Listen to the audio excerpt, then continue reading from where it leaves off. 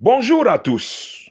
Voici Choc Rap avec Multiplier, un podcast qui fournit une parole d'encouragement aux planteurs d'églises de village et aux leaders chrétiens.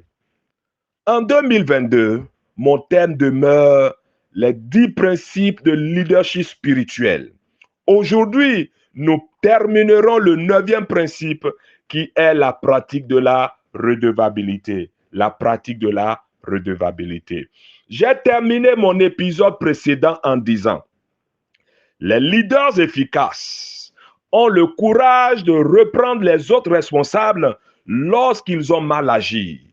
Aujourd'hui, nous allons discuter de la façon dont les bons leaders et les leaders pieux réagissent à des erreurs et échecs graves. Je vous propose alors de réfléchir aux 9 points suivants.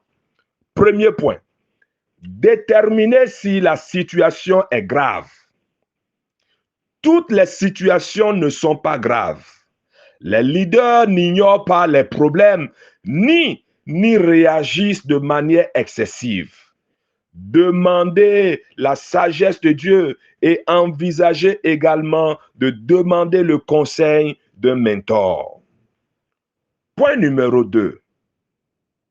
Rencontrer les personnes impliquées et déterminer la cause, pas seulement ce qui s'est passé, mais le pourquoi.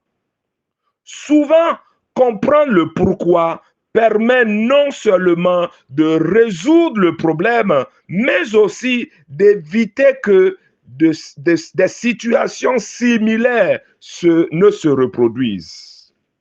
Souvent, comprendre le pourquoi permet non seulement de résoudre le problème, mais aussi d'éviter que des situations similaires ne se reproduisent.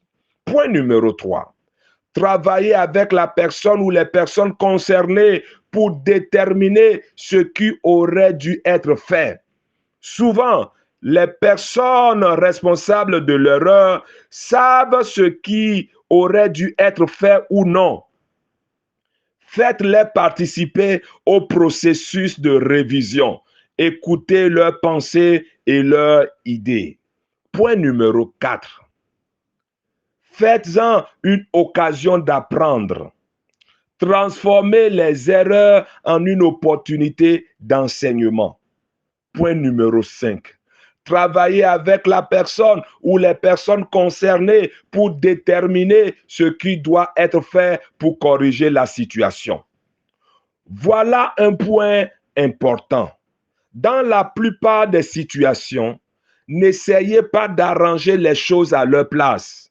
Laissez-les corriger la situation. Ils apprendront beaucoup mieux s'ils doivent faire le travail pour corriger le problème. Point numéro 6. Faites-en une expérience corrective. Comme je l'ai dit il y a quelques semaines, dans l'épisode sur le feedback, en tant que leader, le but de notre feedback est rédempteur. Il est destiné à corriger ou à restaurer. Point numéro 7. Limiter les dégâts. J'entends par là que le leader doit évaluer. J'entends par là que le leader doit évaluer la nature et l'étendue des problèmes résultant de l'erreur. Qui a été touché? Les relations sont-elles endommagées?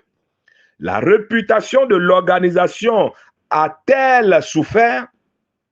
Des excuses sont-elles nécessaires? Le dirigeant doit être responsable de veiller à ce que les mesures nécessaires soient prises, même s'il n'est pas la personne responsable de chacune d'elles. Point numéro 8.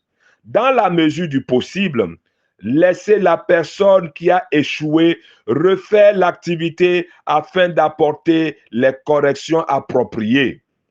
Cela fait partie du processus d'apprentissage. Vois le point 4 ci-dessus. Point numéro 9. Dans des cas extrêmes, le renvoi peut être ordonné Par exemple, en cas d'insubordination flagrante et délibérée, en cas d'échec récurrent sans effort de changement ou de manquement répété à l'intégrité. Il peut être nécessaire de faire preuve de courage pour faire ce qui est mieux pour la mission ou pour l'organisation. Ce fut une parole d'encouragement pour les planteurs d'église de village. Parole d'encouragement relayée par le révérend pasteur Adéoumi Oolabi Brice, superviseur VCP de l'Afrique de l'Ouest anglophone. Shalom, je vous remercie.